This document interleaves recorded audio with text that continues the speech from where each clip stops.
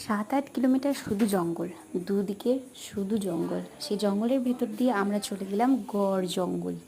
গড় জঙ্গলের ভেতরে আছে শ্যামরূপা মায়ের মন্দির, মানে মা দুর্গা। মন্দিরটা আমরা ভালো করে ঘোরার পর মন্দিরে ঢুকলাম, মায়ের পুজো দিলাম। পুজো দেওয়ার পর পাশেই আছে শিব মন্দির, শিব মন্দিরে গেলাম, সেখানে প্রণাম করলাম। তারপরে আমরা চলে গেলাম জঙ্গলের আরও ভেতরে। একটা সিঁড়ি আছে, সেই সিঁড়ি দিয়ে আমরা নিচে দিয়ে নামছি, যত নামছি তত জঙ্গল। সেই জঙ্গলের মধ্যে দিয়ে নাকি ডাকাতরা আসতো। সেখানে একটা কুয়ো আছে, সেখানে চান করে তারা মায়ের কাছে এসে পুজো দিয়ে যেত।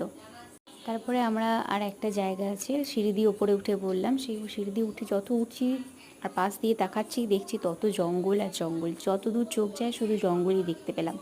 তারপরে আমরা সিঁড়ি দিয়ে আবার নেমে গেলাম সবাই মিলে। আর আরুষ তো তার দিদুনের কোলে করে নামলো, কারণ ওকে সিঁড়ি দিয়ে নামানো খুব কঠিন ব্যাপার, কারণ আমাদেরই ভয় লাগছিল। সত্যি অনেক বড় জঙ্গল।